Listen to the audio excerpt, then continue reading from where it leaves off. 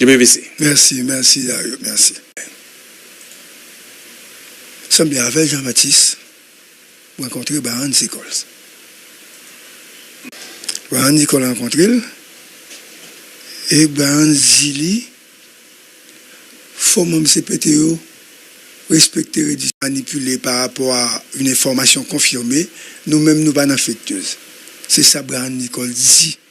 CPT a respecté les décisions présidentielles de transition, qui t'a dit c'est pas vrai. Il y a d'autres personnalités que j'ai entendues d'ailleurs sur le fait de ça, dit à reddition des comptes, ça veut dire, il dit monsieur, devant la justice. Mais nous Daily appointment. Please subscribe. sommes plutôt dans une dynamique électorale, dans le montage du conseil électoral provisoire. Alors, je me suis posé cette question, une fois que m'apprendre, comme nous dirigés par des dictateurs. Le 26 août dernier, lors des élections organisées à l'hôtel Marriott, en présence de la presse,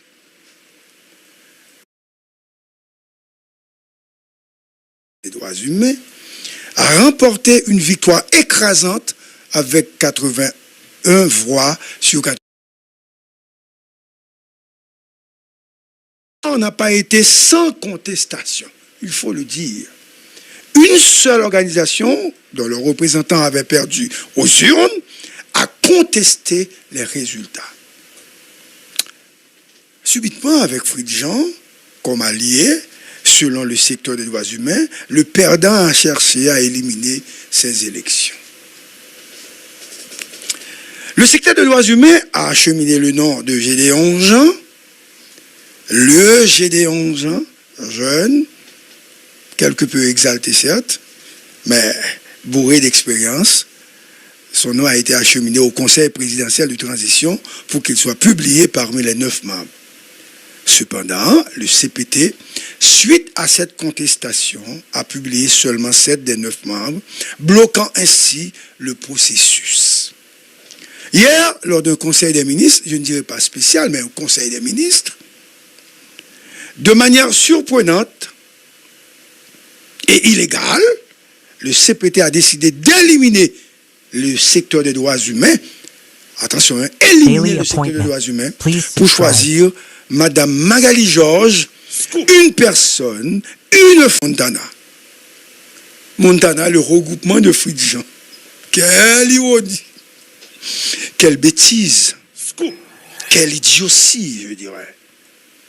Les droits humains crient au scandale, sous tout réseau. Tout le monde a brûlé en mouet, ça passe Fridjan, ça prend Fridjan.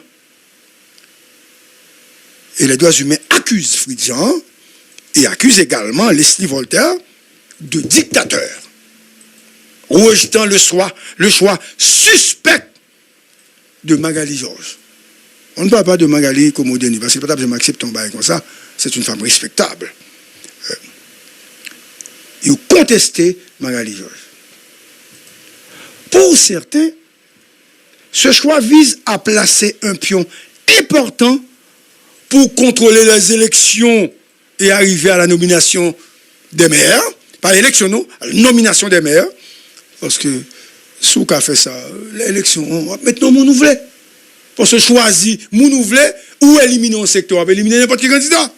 Pour choisir magistrat, on voulait, député, sénateur et président.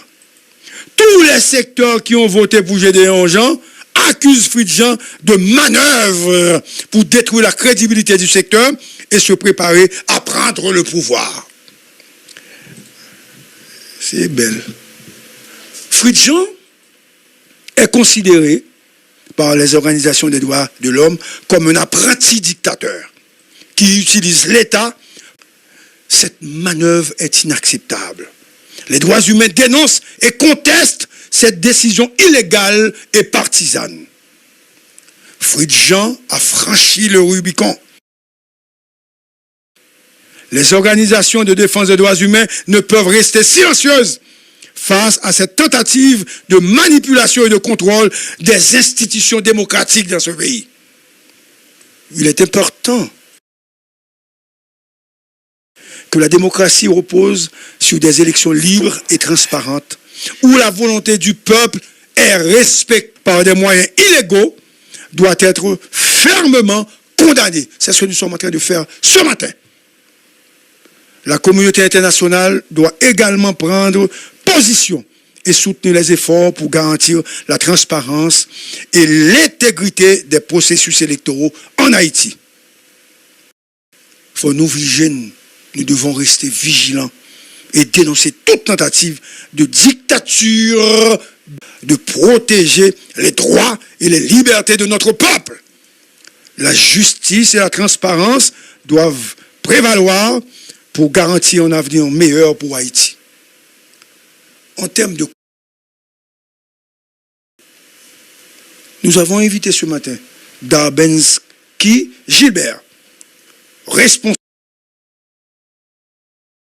pour nous balayer avec, pour nous connaître est-ce que l'organisation de Ouamounio a accepté la décision. Ça. C'est une première chose. Mais la deuxième chose, un pays de pour pas qu'à respecter droit moun et dirigeant ou pas respecter droit institution qui a respecté droit mounio, c'est que nous sommes en train d'emprunter la voie de la dictature.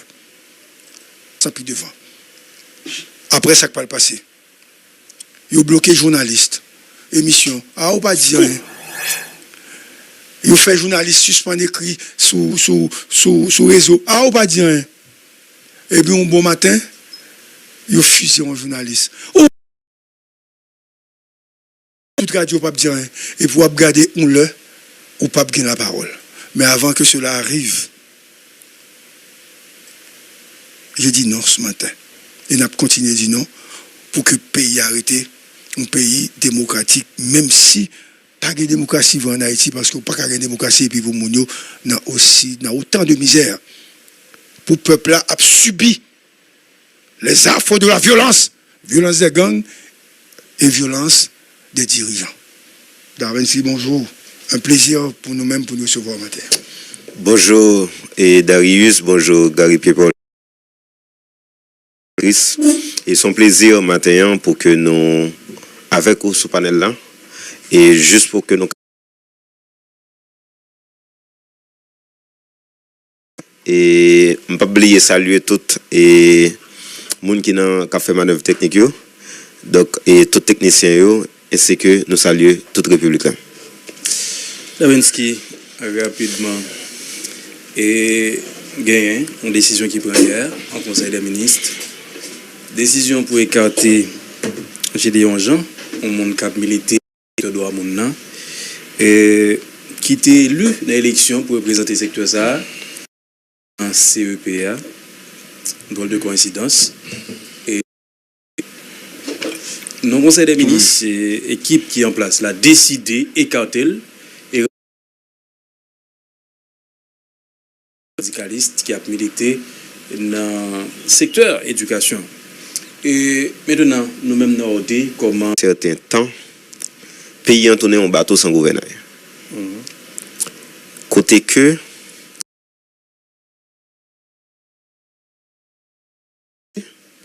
Et comme disait Maître Dorval, nous sommes capables de dire que l'organisation des droits humains, qui c'est au niveau de la société civile, qui constitue directement une force de pression pour forcer l'État, pour forcer l'État, pour qu'il soit capable de respecter la loi. Et bien, je ne dis pas, nous sommes capables de dire que ayant sorti ou que les violer droit du vote ensemble de structures. Hier, secteur évêque a gagné et ensemble de structures, figure de proue qui est au niveau du secteur.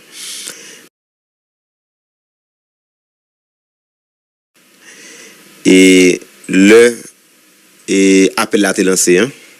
Donc c'est M. Jude Timogène qui lancé l'appel là, qui s'est conseillé au niveau CSPJ pour voir comment que le capable recoller tout le morceau qui est dans le secteur.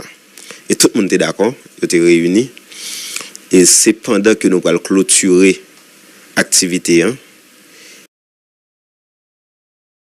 Il y a un coup de force que CPTA fait à l'intérieur d'un conseil des ministres pour que ils rejeté choix 81 organisations de droits humains qui étaient choisi M. Gédéon Jean comme représentant secteur pour conseil électoral provisoire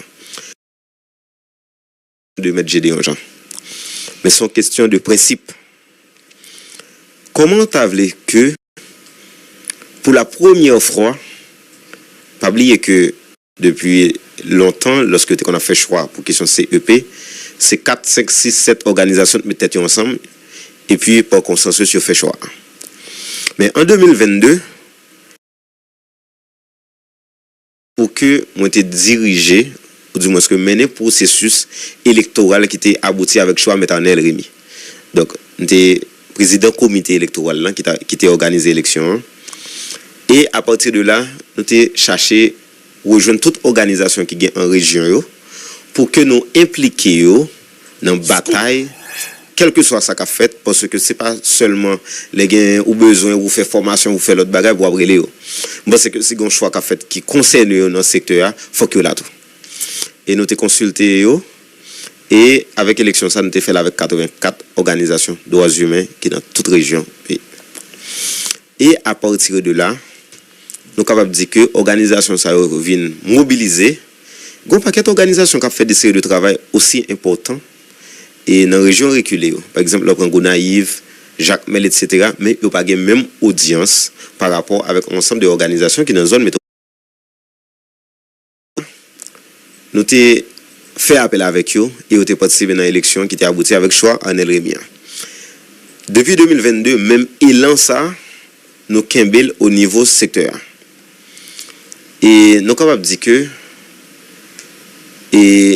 l'organisation des droits humains, gens que nous sommes de son force de pression, mais tu as gagné, et dans même 2024, là, pour que, avant de venir dans la question CEP1, tu as gagné quelques organisations de droits humains responsables qui allaient bon côté Renan et Deauville pour dire Renan, tant pour souple, nous fait élection pour question CSPJ.